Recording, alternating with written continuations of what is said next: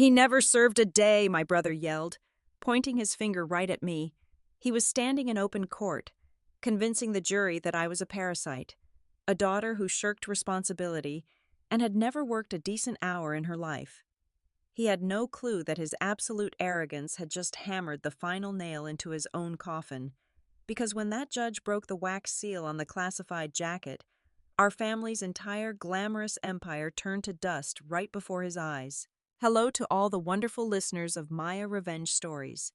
We want to sincerely thank you for being such an amazing audience, but unfortunately, YouTube has demonetized our channel, leaving us without the budget to keep operating here. Because of this, we will be forced to stop uploading new videos on this platform in the near future, and will be moving our operations entirely to Patreon. If you enjoyed today's story, please support us by joining the Maya Revenge Stories Patreon, where you can listen to exclusive, true stories that are even better, much longer, and feature highly detailed situations we cannot make public on YouTube, all brought to life with multiple emotional voice actors in a single story. You can join by scanning the QR code on your screen or by clicking the Patreon link in the description or the pinned comment of this video. Now, let us dive into today's tale of betrayal and justice through the eyes of our main character, Catherine Franklin. The air inside my father's Miami estate felt heavier than the brewing hurricane outside. He had built an empire from the ground up, becoming the undisputed tycoon of the largest private seaport network on the eastern seaboard. His death was supposed to be a time of mourning, but as I stood in the grand foyer of his coastal mansion, a property valued at tens of millions of dollars, the only thing I felt from my family was a cold, suffocating greed. I stood quietly in the corner, wearing my usual frayed khaki jacket and worn-out boots. To them, I was exactly what I looked like, a complete failure. I was the black sheep of the bloodline, the wandering ecological photographer who spent her days trekking through muddy swamps and vast oceans, taking pictures of birds and algae while they ran the real world. That was the narrative they had carefully crafted over the years. They genuinely believed I had abandoned my sick, aging father, leaving the heavy burden of his care entirely to my younger brother, Julian. Julian made his grand entrance a moment later, looking every bit the luxury real estate developer he claimed to be. He was draped in a custom-tailored Italian suit, his wrist heavy with a solid gold timepiece that cost more than most people made in a decade.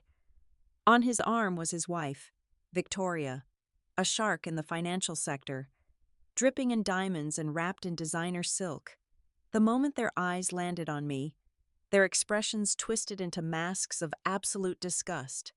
Victoria actually took a step back, as if my very presence might stain her pristine shoes. "I cannot believe you had the nerve to show your face here, Catherine," Julian sneered, his voice echoing off the cold marble walls. "After everything you failed to do for him, you come crawling back for a handout." Before I could even offer a response, Julian slammed a thick stack of legal documents onto the mahogany table. It was not the will, it was an indictment, a meticulously forged legal accusation. "Do not play dumb with me," Julian hissed, stepping closer to invade my personal space. "We have the bank records.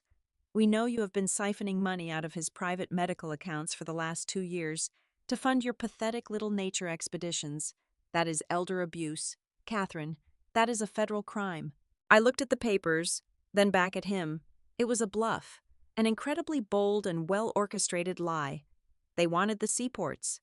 My father had always promised the maritime operations to me, and Julian knew it. "Here is the deal," Julian continued, a nasty smirk spreading across his face. "You sign this waiver right now. You give up your inheritance. You hand over complete control of the entire seaport network to me, and I will make these charges disappear. If you refuse, I will have the police drag you out of here in handcuffs before the storm even hits." My stepmother, Eleanor, descended the grand staircase just in time to join the ambush. She did not mourn my father. She mourned the possibility of losing a single cent of his wealth. She positioned herself firmly beside Julian, crossing her arms and glaring at me with venomous hatred. "You are a disgrace to this family name," Eleanor spat, her voice shrill and unforgiving. "You left him to rot while you played in the mud. Julian was the one by his side. You are no daughter of mine, and you certainly are no daughter of his. Get out of my house. I never want to see your worthless face again. She was kicking me out into the pouring rain, severing whatever fragile thread of a maternal bond we had left without a second thought. I looked at the three of them, a trio of vultures circling a carcass they had likely helped kill. Victoria stepped forward, her heels clicking sharply against the floor. With a condescending laugh, she pulled out her phone and tapped the screen a few times. Do not bother trying to hire a lawyer to fight us, Catherine, Victoria said, her eyes flashing with cruel delight. Using the compliance division at my financial firm, I flagged your civilian bank accounts for suspicious activity. They are entirely frozen. You do not have a single dime to your name. To drive her point home, Victoria opened her designer purse, pulled out a crisp $50 bill, and casually tossed it toward me. It fluttered through the air and landed straight in a puddle of rainwater that had dripped from my boots onto the polished floor. Consider that a parting gift, Victoria mocked. Buy yourself a hot meal before you end up on the streets. I looked down at the soaked $50 bill, then back up at their triumphant, sneering faces.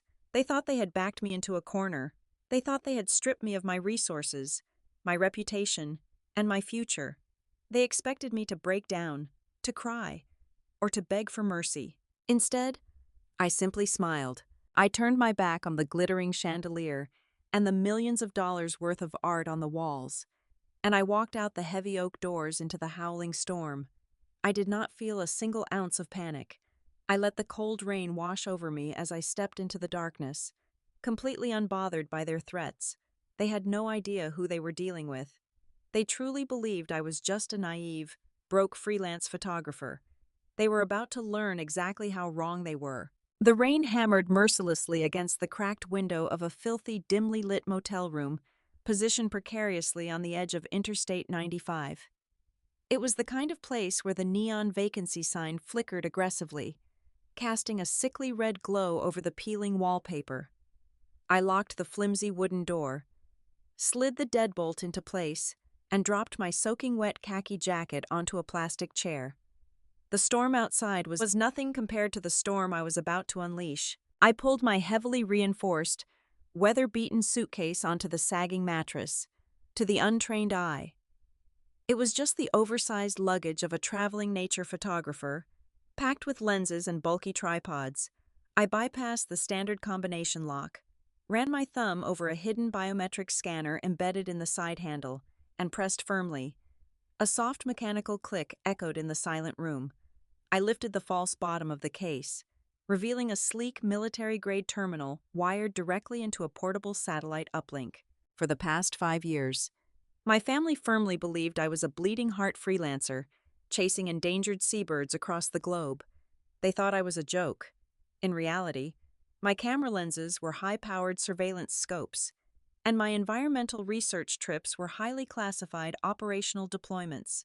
I was a senior field agent for the Vanguard Maritime Intelligence Directorate, a top-secret agency tasked with hunting down the most dangerous weapons and antiquities smuggling syndicates operating on the world's oceans. I flipped open the terminal and the screen flared to life, illuminating my face in a cold blue light. Victoria thought she had neutralized me by freezing my civilian bank accounts. She was a big fish in a tiny, heavily regulated corporate pond. She had absolutely no concept of the deep waters I swam in. Bypassing her pathetic civilian firewalls took me exactly 3 minutes and 45 seconds. I did not just bypass her blocks. I rode her own digital footprint backward, slipping undetected right into the internal accounting mainframe of Julian's supposedly elite luxury real estate development firm. My fingers flew across the keyboard, executing a series of brute force decryption algorithms that stripped away the shiny, legitimate facade of my brother's business. As the raw data flooded my screen, the horrifying truth began to materialize in lines of stark white code. Julian was not a successful real estate mogul. He was a complete fraud, drowning in an ocean of invisible debt. His highly publicized, multi-million-dollar waterfront development projects were nothing more than hollow shell companies. They were ghost projects, completely bankrupt and leveraged to the absolute limit. But the banks were not the ones holding his leash. I cross-referenced the offshore routing numbers buried deep in his hidden ledgers with the Vanguard database. The accounts matched perfectly with a notorious South American smuggling cartel, a brutal international syndicate known for moving heavy artillery and blood antiquities. Julian owed them tens of millions of dollars. The puzzle pieces snapped together with terrifying clarity. Julian and Victoria had not just been neglecting my dying father, they had been actively exploiting his deteriorating condition. They had secretly leveraged his private, unregulated seaports, allowing massive shipping containers filled with contraband to bypass federal customs and dock securely on American soil. But there was a fatal flaw in their operation. The private ports were legally structured under a complex family trust, without my signature surrendering my inheritance. Julian did not have the absolute, undisputed legal control required to authorize the next phase of their illicit operation. The digital manifest on my screen showed a massive, unprecedented cargo shipment scheduled to arrive next week. It was a desperate, all-or-nothing payout designed to erase their massive debt to the cartel once and for all. They did not corner me in that mansion purely out of greed. They cornered me out of absolute, sheer terror. The cartel had backed them against a wall, and if that incoming shipment was intercepted or delayed by a sudden legal dispute over port ownership, the syndicate would not take them to court. They would take their lives. I sat back in the creaking chair, the cold blue light reflecting in my eyes. My own flesh and blood had sold out our father's legacy to international terrorists to save their own pathetic skins, and they were willing to frame me for elder abuse to cover their tracks. I opened a secure, heavily encrypted communication channel directly to the Vanguard Maritime Intelligence Directorate Command Center. My keystrokes were deliberate and heavy with purpose. Requesting immediate authorization to maintain current civilian cover, I typed rapidly, my eyes locked on the blinking cursor. Target Julian Franklin is heavily compromised by the South American Syndicate. An unprecedented shipment of Class A contraband is arriving in exactly 7 days. Requesting permission to utilize the upcoming inheritance deposition and civil trial as a tactical blind. We are not just going to seize the shipment, we are going to let them perjure themselves on federal record, and we are going to trap the entire smuggling ring right inside the courtroom. The response from my commanding officer arrived less than 30 seconds later, blinking onto the screen in bright green text. Authorization granted. Proceed with the bait. I closed the terminal, plunging the dingy motel room back into darkness. The trap was set. They wanted a war over our father's empire, and they were about to get one. The psychological warfare began exactly as I had anticipated. Within 48 hours of our confrontation, Julian and Victoria began hemorrhaging tens of thousands of dollars to hire a small army of elite private investigators. They were absolutely desperate to dig up any dirt on my past, hoping to find a secret bank account, a hidden criminal record, or any leverage they could use to force me into total submission. But Vanguard Maritime Intelligence Directorate does not leave loose ends. My civilian footprint had been meticulously sterilized by federal agents years ago. When their expensive sleuths found absolutely nothing but empty space, Julian and Victoria resorted to a vicious, all-out smear campaign. They systematically contacted every single aunt, uncle, and distant cousin in our sprawling family tree, painting me as a lying, opportunistic parasite. They gleefully broadcasted the fact that I had no W-2 tax forms, no registered property, and seemingly zero taxable income for the past 5 years. To the civilian world, and to my gullible relatives, I was a ghost, a financial black hole who contributed nothing to society. To permanently crush me and cement their fraudulent narrative, they escalated their legal attack. They issued a legally binding, aggressive subpoena, summoning me to a pre-trial deposition. Their strategy was glaringly obvious. They wanted to back me into a corner under oath, forcing me to either commit perjury to save face or publicly confess on the official record to being the deadbeat they claimed I was. I arrived at the deposition in a high-rise corporate law firm in downtown Miami. The conference room was a massive, intimidating expanse of floor-to-ceiling glass and polished steel, reeking of expensive designer cologne and predatory confidence. The air conditioning was turned down to a freezing temperature, a classic intimidation tactic. Julian and Victoria sat at the head of the long mahogany table, flanked by three high-powered corporate attorneys whose hourly rates likely rivaled the price of a luxury car. I did not walk in alone, I brought Vance. To Julian and his legal sharks, Vance looked like a bottom barrel, overworked public defender I had found on a late-night television commercial. His cheap gray suit was heavily wrinkled, his tie was stained with what looked like old coffee, and he carried a battered leather briefcase that looked like it had survived a war zone. In reality, Vance was Vanguard's top operational legal strategist, a man with a mind like a steel trap who had dismantled international crime syndicates with a single stroke of his pen. But today, he was playing the role of an incompetent, bumbling fool. The moment we sat down, Vance accidentally knocked over a glass of ice water, scrambling to wipe it up with a messy bundle of napkins, while simultaneously dropping a stack of blank papers onto the floor. Julian exchanged a highly amused, arrogant smirk with his lead attorney. They took the bait instantly. I could see the tension leave their shoulders. They completely dropped their guard, convinced this was going to be an effortless, one-sided slaughter.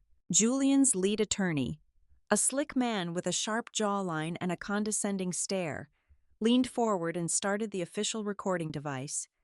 He immediately launched a brutal, relentless assault on my character. "Miss Franklin," the attorney began, his voice dripping with aggressive condescension, "you claim your profession is an ecological photographer.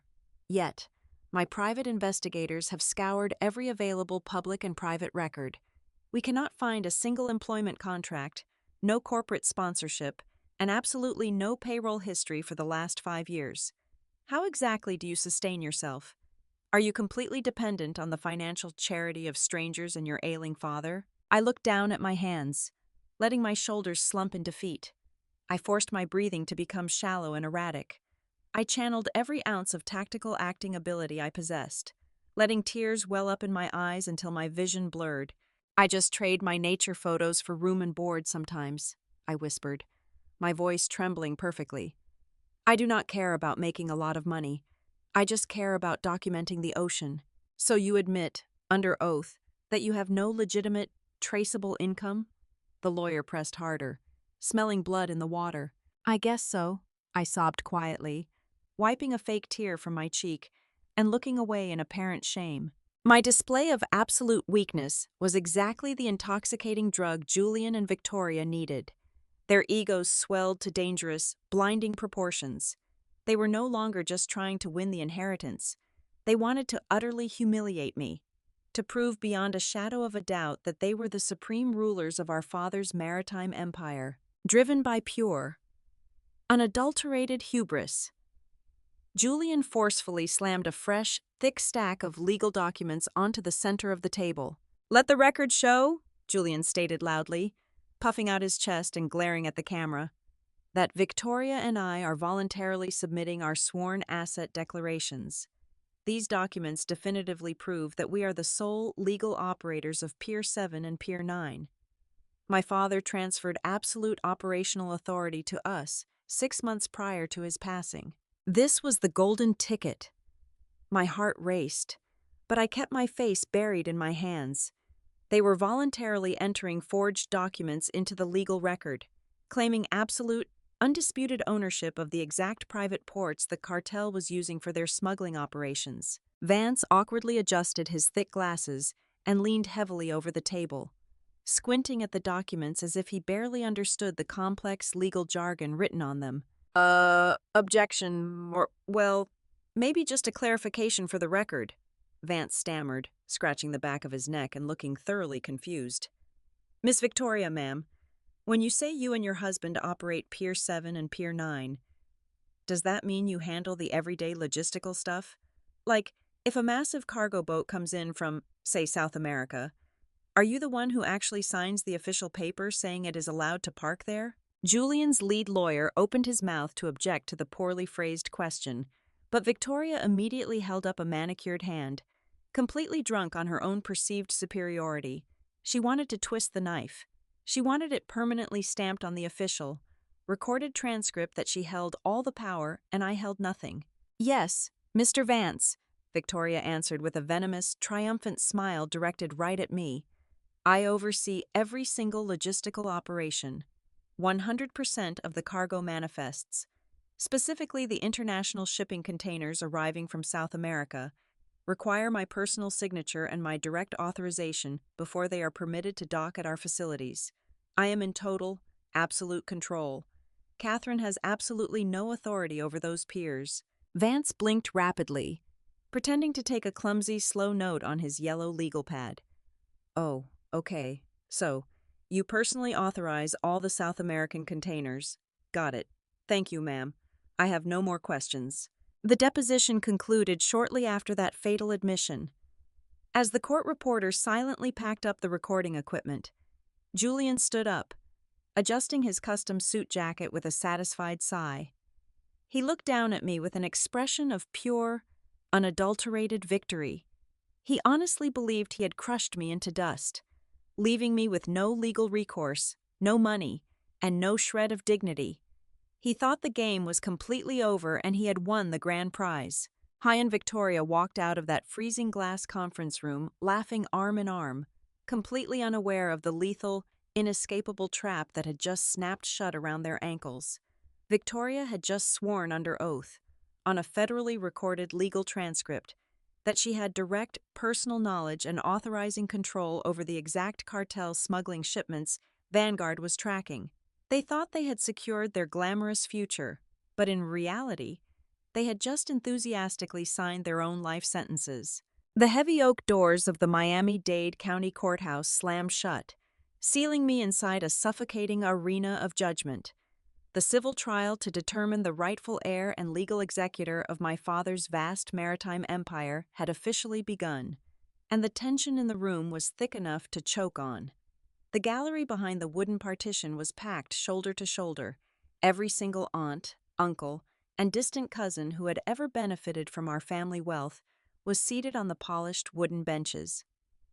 As I walked down the center aisle toward the defense table, I could feel the intense heat of their collective hatred burning into my back.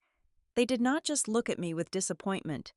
They glared at me with raw, undisguised contempt, whispering venomous insults that echoed faintly off the high vaulted ceilings. A sudden hush fell over the packed room as Julian and Victoria made their grand entrance. They did not walk in like defendants in a bitter family dispute. They paraded into the courtroom with the radiant, arrogant swagger of conquering royalty. Julian was dressed in a tailored charcoal suit that undoubtedly cost thousands of dollars, flashing a bright, practiced smile at our relatives.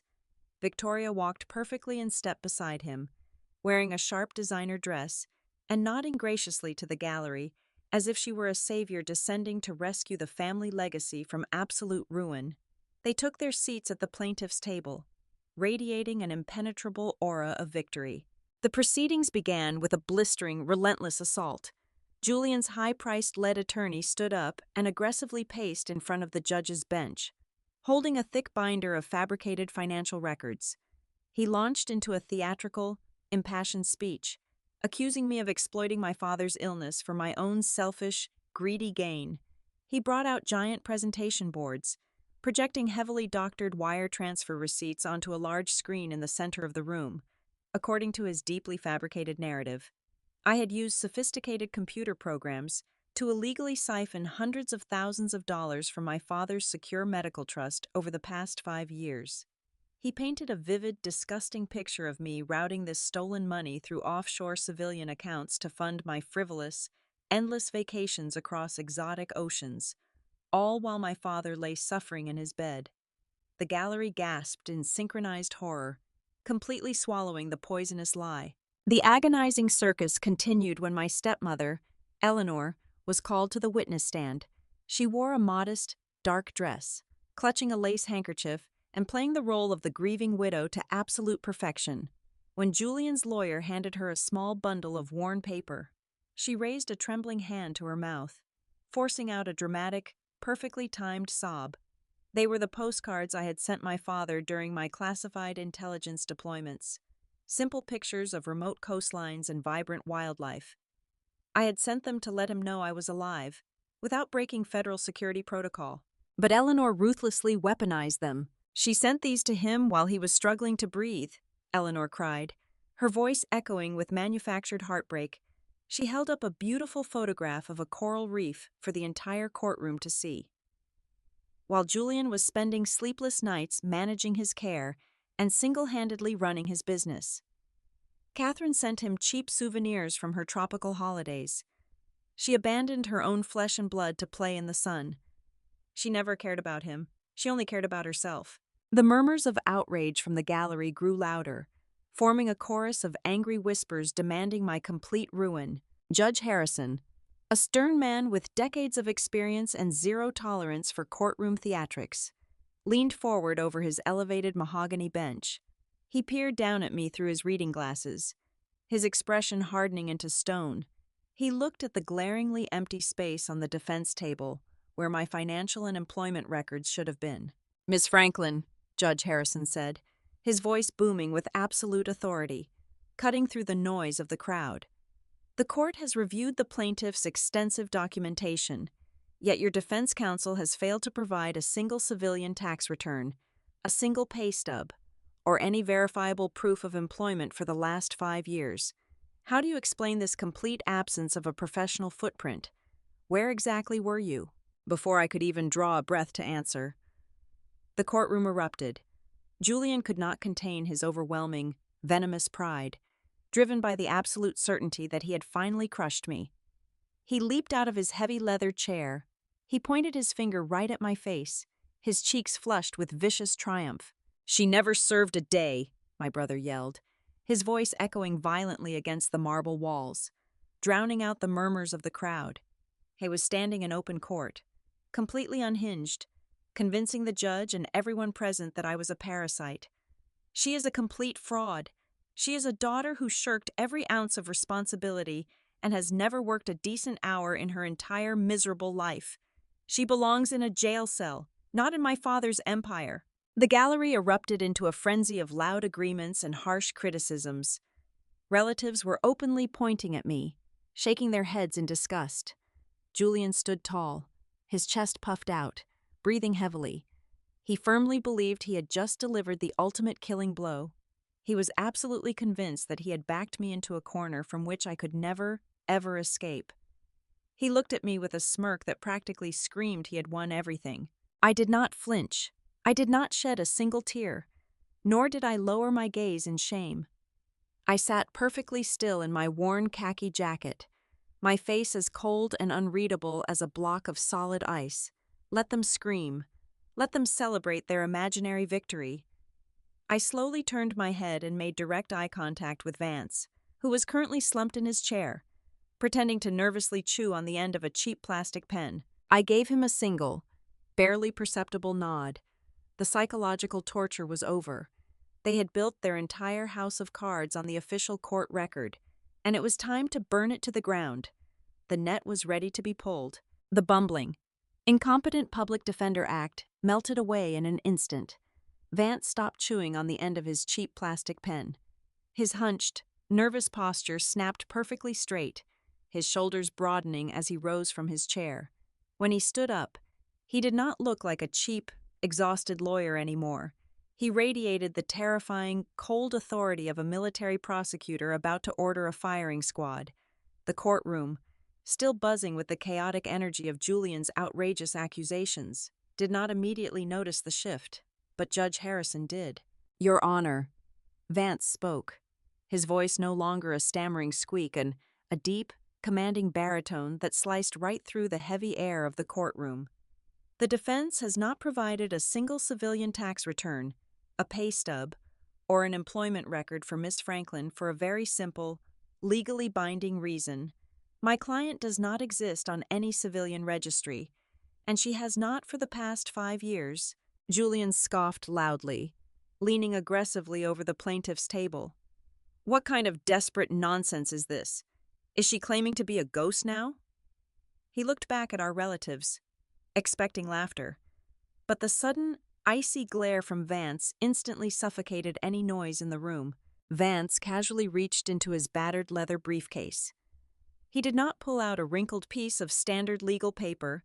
He withdrew a thick, heavy manila envelope.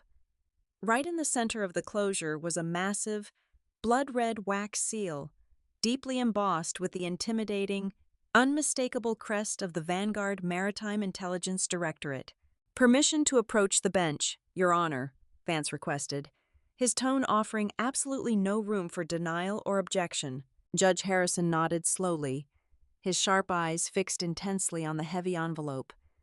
Vance walked with precise, measured military steps, bypassing the court clerk and handing the classified packet directly to the judge. The entire courtroom held its collective breath. The only sound in the massive, vaulted chamber was the sharp, echoing crack of the red wax seal, breaking under Judge Harrison's thumb. He pulled out a thick stack of documents printed on highly secure federal watermark paper. He adjusted his glasses and began to read. As his eyes scanned the first page, the strict, impatient lines on his face began to soften. Then, his eyes widened slightly. He flipped to the second page, then the third, reading over classified mission briefings, presidential security clearances, and operational commendations.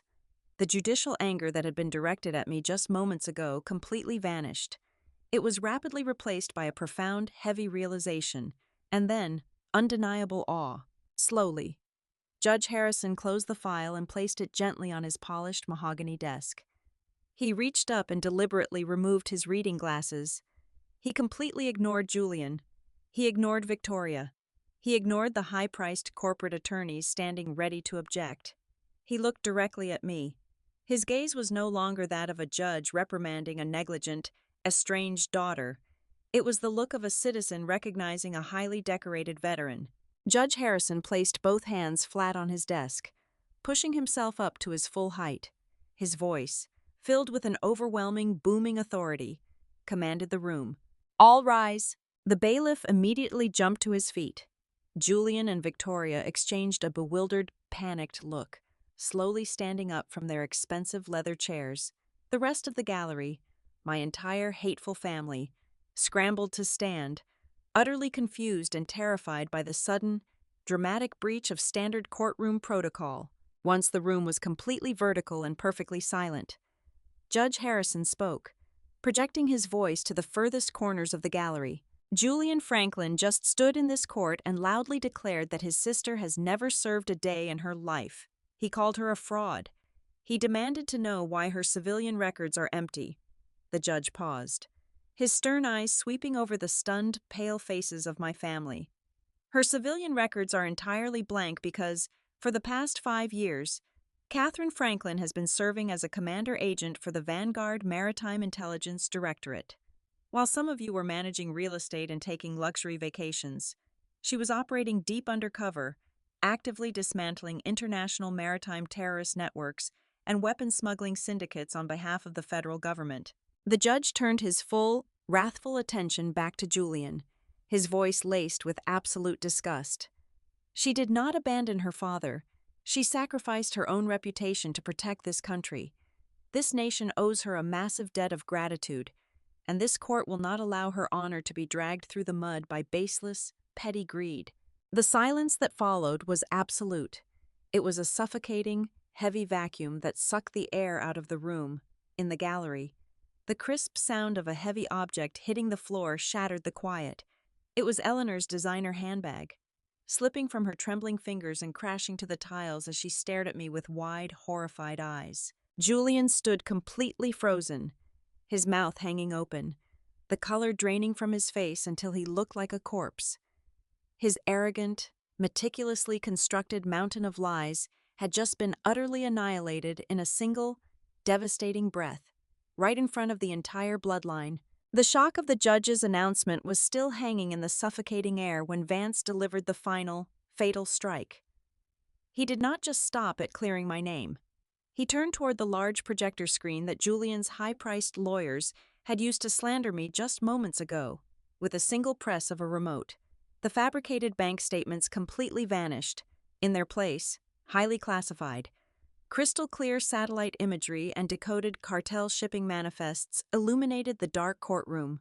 Since Victoria Franklin just swore under oath on the federally recorded legal transcript that she has absolute and direct operational control over Pier 7 and Pier 9, Vance stated, his voice ringing like a massive iron bell, I present the actual contents of the shipping containers currently sitting on those exact docks: heavy artillery, illegal narcotics, and blood antiquities sourced directly from a notoriously violent South American syndicate. The false aristocratic composure of Julian and Victoria shattered into a million pieces. The crushing reality of what they had just enthusiastically confessed to hit them like a runaway freight train. Absolute, primal panic took over. Victoria violently leaped away from Julian as if he were suddenly engulfed in flames, her face twisted in pure, unadulterated terror. "I had nothing to do with this," Victoria shrieked at the top of her lungs, pointing a violently shaking manicured finger at her husband. "It was all him. He owes them tens of millions of dollars. His entire real estate business is completely bankrupt. He forced me to sign those manifests to pay off his massive cartel debts." "You lying wretch!" Julian roared back, his perfectly styled hair now a wild, sweaty mess. He lunged fiercely toward her, only to be dragged back by his own horrified, scrambling attorneys. "You forged the trust documents. You are the one who locked down the civilian accounts and authorized every single shipment." They tore each other apart like desperate, cornered rats, screaming confessions to federal crimes in open court, willing to burn the other alive just to save themselves. Before the judge could even reach for his wooden gavel to restore order, the massive oak doors at the back of the courtroom burst open with a deafening crash. The time for legal arguments was completely over. A heavily armed tactical entry team from the Vanguard Maritime Intelligence Directorate, flanked by dozens of federal police officers, flooded into the room. Heavy tactical boots slammed against the marble floors as they instantly locked down every single exit. "Federal agents, nobody move a muscle," the lead tactical commander barked, his voice amplified by the sheer chaos echoing in the chamber. Julian and Victoria did not even have a second to run. Heavily armored agents swarmed the plaintiff's table. Julian was violently shoved face first onto the polished mahogany wood, his custom Italian suit tearing loudly as his arms were wrenched forcefully behind his back. The cold, heavy steel of handcuffs snapped shut around his wrists with a satisfying click. Beside him, Victoria was pressed hard against the table, her expensive designer dress ruining as she kicked and screamed wildly at the officers. "You are both under arrest for international weapons smuggling, grand money laundering, and the forgery of federal documents," an agent declared, reading them their rights over Julian's pathetic, hysterical sobbing. The wealthy, untouchable tycoon was reduced to a crying, broken mess on the courtroom floor. The gallery was in utter pandemonium. My stepmother, Eleanor, collapsed heavily onto her knees in the center aisle. Her arrogant pride was entirely gone. She crawled desperately toward me, tears streaming rapidly down her face, her hands reaching out to grab the hem of my worn khaki jacket. "Catherine, please!" Eleanor wailed, her voice cracking with pathetic desperation. "Please, you have to stop them.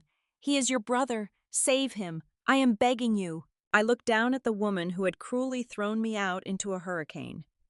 My expression remained entirely cold, an impenetrable fortress. "You only believe in evidence, Mother," I said softly, my voice completely devoid of any sympathy.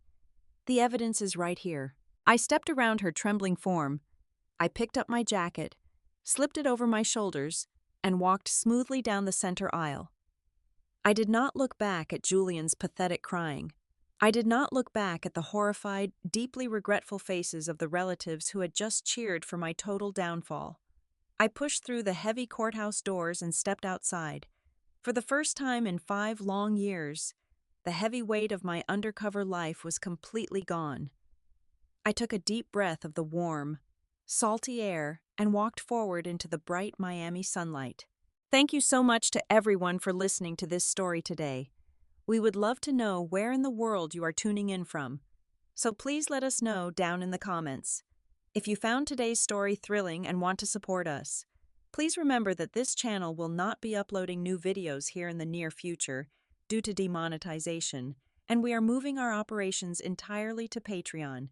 Please help us keep these amazing stories alive by joining the Maya Revenge Stories Patreon, where you can listen to the absolute best, highly detailed, and completely exclusive true stories that we simply cannot make public on YouTube.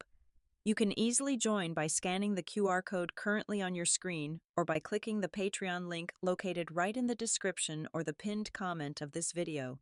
Thank you again, and we cannot wait to see you there.